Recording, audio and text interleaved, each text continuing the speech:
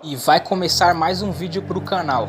Deixe seu like e se inscreva no canal para dar uma força pro canal crescer.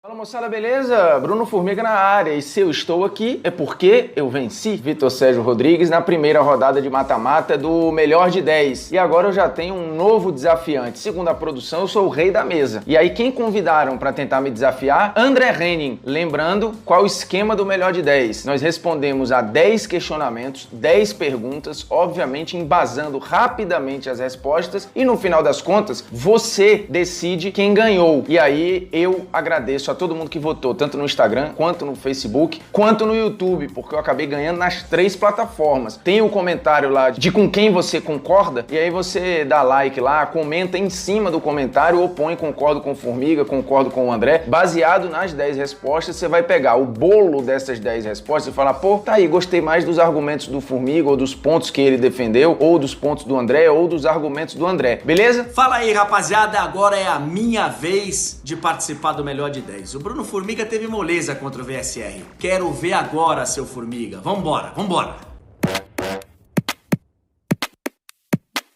Seleção do século. Pra mim é relativamente mole. Neuer, campeão do mundo, campeão da Champions, revolucionou a posição. Daniel Alves, jogador mais vencedor da história do futebol. Sérgio Ramos e Van Dijk, uma zaga extremamente técnica com Marcelo na lateral esquerda, basicamente campeão de tudo. No meio-campo, lembrando, o meu esquema é um 4-3-3. Temos Kroos, campeão do mundo, campeão da Champions, também com uma técnica impressionante de controle de jogo, com Xavi e Iniesta à frente de Toni Kroos. E o trio ofensivo, Messi do lado direito, Neymar do lado esquerdo e Cristiano Ronaldo enfiado na área. Acho que esse trio é autoexplicativo, né? Vamos lá. Buffon, Lan. Ficou uma briga aqui com o Daniel Alves, mas eu fico com o Lan, foi campeão do mundo e tal. Sérgio Ramos, Maldini e Roberto Carlos. Meio campo, eu vou ter que tirar um dos dois, ou Xavi ou Iniesta, porque vão Zidane e Ronaldinho Gaúcho. Vou colocar o Xavi para jogar com esses dois. Xavi, Zidane e Ronaldinho Gaúcho. Na frente,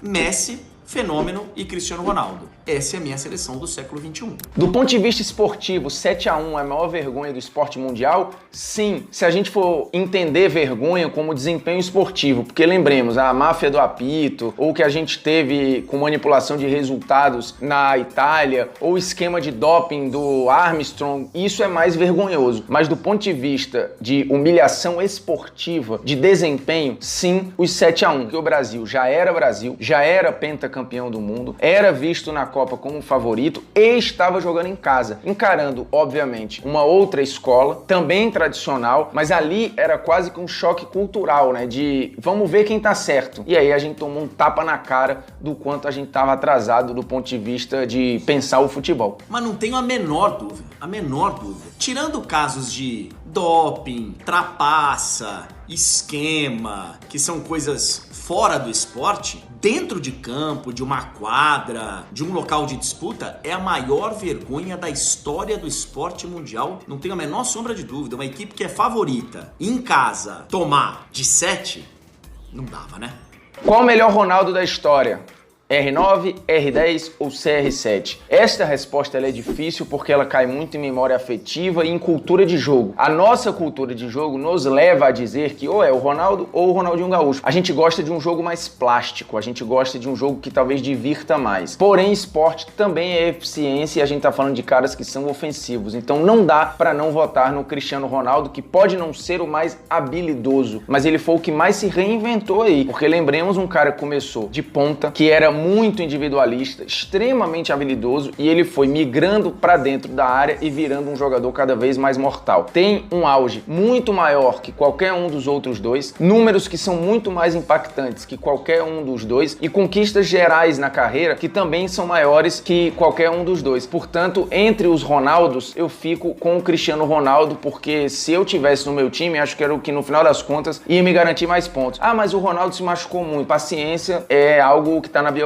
dele. Ah, mas o Ronaldinho Gaúcho desistiu. Também é algo que ele tem que conviver com isso. Empate técnico entre Ronaldo Fenômeno e Cristiano Ronaldo. Um não ganhou Copa, mas ganhou várias Champions. Outro ganhou Copa, mas não ganhou Champions. Então, assim, vou deixar elas por elas. Dois grandes jogadores da história do futebol mundial. Mas quem jogou mais dos dois foi o Ronaldinho Gaúcho. É o melhor Ronaldo da história, ganhou Copa, ganhou Champions, deu show, reinventou o futebol. Um craque, um gênio. Os estaduais devem acabar? Não. Eu já pensei muito que sim. Porém, a gente precisa entender o lado socioeconômico aí do futebol brasileiro. É um país de dimensões continentais que tem aí 700 clubes profissionais. É muita coisa, é verdade. E a gente tem uma estrutura social no futebol diferente do que acontece nos campeonatos europeus. Então, eu acho que você precisa remodelar os estaduais. Mas não dá pra extinguir, porque aí você vai estar acabando muito com a cadeia produtiva do nosso futebol, o que vai gerar um prejuízo lá na frente na produção de jogadores para os times que disputam apenas os campeonatos de elite. Não deveriam acabar não. O que deveria acontecer é uma mudança, né? Os grandes jogando menos datas, entrando numa fase final da competição. Acho até que para alguns estados deveria ser maior o campeonato estadual, com competições regionalizadas para trazer um time do interior, faz outro campeonatinho lá no interior para trazer pro principal. Tem clubes no Brasil que não tem calendário. Os estaduais, eles podem ajudar demais a esses clubes menores do futebol brasileiro. Mas time grande ficar jogando 20 datas de estadual, aí é que não dá. Qual foi o melhor brasileiro em uma Copa do Mundo? Não tenho nenhuma dúvida que Garrincha em 1962. 4 gols, 2 assistências, liderou um Brasil sem o Pelé, era uma seleção 4 anos mais velha, que era basicamente o mesmo time de 58, mas agora sem a sua principal estrela, que se machucou logo no início da Copa, caiu nas costas do Garrincha, que precisou se reinventar dentro da Copa. Ele passou de um ponta driblador, que ele manteve essa característica, mas é um cara muito mais próximo da área, tanto que ele foi um dos artilheiros da Copa do Mundo, inclusive, que teve uma galera com 4 gols, fez gol de fora da área, fez gol de falta, fez gol de cabeça, fez gol de todo jeito. E lembrando, o Garrincha, ele passou de 20 dribles por jogo em basicamente todos os jogos, à exceção de um, que ele deu 12 dribles certos. É muita coisa, então o Garrincha levou o Brasil não nas costas, mas puxou pelo braço. Olha, aqui é briga boa, hein? Porque você tem o Romário em 94 e você tem o Garrincha em 62. Pelé jogou demais em 58, mas teve companhia. Em 70, mas teve companhia. O próprio Romário teve companhia em 94. Bebeto jogou uma grande Copa, Dunga jogou grande Copa, Mauro Silva jogou grande Copa, Tafarel jogou grande Copa. Então eu vou ficar com Garrincha em 62, porque veja só, o Brasil perdeu o seu maior jogador naquela Copa. O Pelé saiu e o Garrincha pegou a seleção nas costas e o Brasil foi bicampeão mundial no Chile. Então Garrincha em 62. 6. Eu acho que a gente dá muito valor pro Mundial de Clubes no formato atual e acaba sendo algo muito distante da nossa realidade. Portanto, acho que o Mundial de Clubes é muito super valorizado no futebol brasileiro e a Copa Sul-Americana é subestimada, porque para muitos times a Sul-Americana é o título possível. Ela é algo real e palpável e os torcedores meio que colocam para baixo do tapete. Mas sim, a Sul-Americana é extremamente importante para a história, para a reconstrução de algumas equipes. Portanto, acho que a Sul-Americana é colocada no lugar que ela não está, porque ela está pelo menos um degrauzinho ou 2 acima do que ela representa para muito torcedor aqui no Brasil. Campeonato superestimado, Europa League. Campeonato que, pelo amor de Deus, o que tem de tranqueira, velho. E dificilmente, assim, até escapa um ou outro grande pra jogar uma Europa League, mas os adversários não são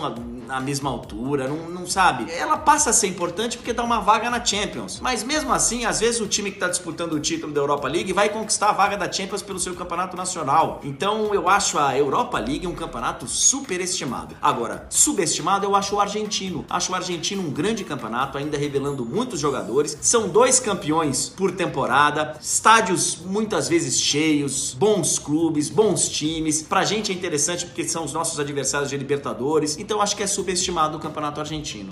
Qual a melhor dupla de zaga da história do futebol? É Maldini e Baresi, tanto em tamanho quanto em produtividade. Esses caras jogaram quase 200 jogos juntos, foram 196 jogos juntos e só tomaram 23 gols. Não tem como, né? Jogaram muito no Milan. E olha aqui, ó, você que gosta de número, formiga. Jogaram 196 vezes juntos, tomaram só 23 gols. Média de 0,1 por partida. Média absurda. Maldini e Baresi, a melhor dupla de zaga da história do futebol. futebol. O Brasil é realmente o país do futebol? Não, e você tem pelo menos uns 2 ou 3 à frente da gente. Por exemplo, Inglaterra e Argentina. E quando eu falo país do futebol, não é só produzir bons jogadores. O Brasil é o país dos bons jogadores de futebol. Porém, se a gente for olhar a média de público, consumo de produtos, todo o interesse que o brasileiro tem por futebol, você tem países que consomem mais, que gastam mais, que são mais apaixonados pelo produto, não pelo seu time. Uma coisa é ser apaixonado pelo seu time, a outra coisa é ser apaixonado pelo esporte de uma maneira geral. O consumo de futebol no Brasil, ele está muito atrás do consumo do argentino, do alemão, principalmente do inglês. Portanto, não somos o país do futebol. Olha aqui, ó, tem muito país que adora o futebol tanto quanto a gente, mas fazer parte de cultura, fazer parte da nossa vida, abrir fronteiras. Quantas histórias que a gente ouve aí de alguém que dá uma camisa da seleção brasileira no meio da guerra e consegue fazer uma matéria, e consegue passar uma fronteira, consegue atravessar o mundo com uma simples menção ao futebol brasileiro. Então, por tudo que o Brasil já deu ao mundo do futebol e por tudo do que é a nossa vida desde moleque, ganhar uma bola, falar do time, ir no estádio com o pai, sim, o Brasil é o país do futebol. O que vale mais, Mundial ou Libertadores? Óbvio que pra mim é a Libertadores. Por quê? Porque é o título possível, é o título que tem as rivalidades locais, é o campeonato mais longo, é o campeonato mais próximo e que o torcedor sabe que é o que de fato vale. Porque o Mundial, ele é um bônus. Sim, se eu ganhar, beleza. Se eu não ganhar, era o esperado, porque hoje existe um abismo separando o Brasil, ou a América do Sul, e a Europa. Portanto, sim, a Libertadores vale mais do que o Mundial. Parece loucura, mas é. Cara, Libertadores, mais jogos, você tem uma competição um pouco mais justa. O Mundial, cara, é um tiro curto, você vai lá, joga 2 partidas, pega uma equipe, se o tudo der certo, né, na lógica, que vem da Liga dos Campeões, que é um nível muito mais alto de enfrentamento. Então, pro nosso nível aqui continental, a mais importante, a mais relevante é a Libertadores. Não tem problema nenhum você ser campeão da Libertadores e não ganhar o Mundial depois, mas a Libertadores, ela marca demais. Então, se tiver que escolher entre os dois, Libertadores. Se eu fosse dono de um time europeu, qual brasileiro eu contrataria podendo ser qualquer um? Nenhuma dúvida que seria Menino Ney. O Neymar, por todos os problemas, tem um pacote tenso aí, mas ele é um cara que dificilmente joga mal, ele entrega do ponto de vista esportivo e ele é um cara que vai dar um salto gigantesco na parte de marketing e de valor de marca do meu clube. Para bem ou para o mal, o Neymar ainda é um produto que vale muito e que sim cria mudança onde ele está. Seja uma tensão, seja um desempenho, mas você não é mais o que você era antes. Você passa a ter um novo valor e é um valor maior. Portanto, Menino Ney seria a minha escolha, sem dúvida nenhuma. Puxa vida, ainda seria o Neymar, né? Ainda é o cara diferente que nós temos. Eu acho que com uma boa conversa, falar, né, Neymar, pô, não deu certo aí, como a gente imaginava que daria no PSG, pelo menos por enquanto. Você ainda não foi aquele protagonista pra levar um time a uma conquista de Champions, como a gente acha que você tem potencial. Mas, pô, olha aqui, ó, a gente acredita em você e tal. Ainda seria o Neymar, ainda é o cara diferente do futebol brasileiro. Bem, é isso. Agora, ó, eu só torço pra que você torça por mim. E aí eu preciso do seu voto, tanto no Instagram, quanto no Facebook, quanto no YouTube, em todas as plataformas. Lembrando, cada plataforma vale um ponto, portanto a gente tem 3 lugares para definir essa bagaça aqui. De novo, estou fazendo boca de urna clara, porque aqui no Melhor de 10, a boca de urna é algo legal. É nóis. Valeu, galera. Obrigado aí pelo convite. Formiga, desculpa qualquer coisa. O povo agora vai escolher. Galera vai votar aí. Tenho certeza que você hoje cai fora da casa mais vigiada do Brasil, viu, Bruno Formiga? Ficou ruim pra você. Rapaziada, vota no Carecation aí pra gente seguir adiante no Melhor de 10. Grande abraço. E é isso, galera. Esse aqui foi mais um vídeo. Deixe seu like e se inscreva no canal.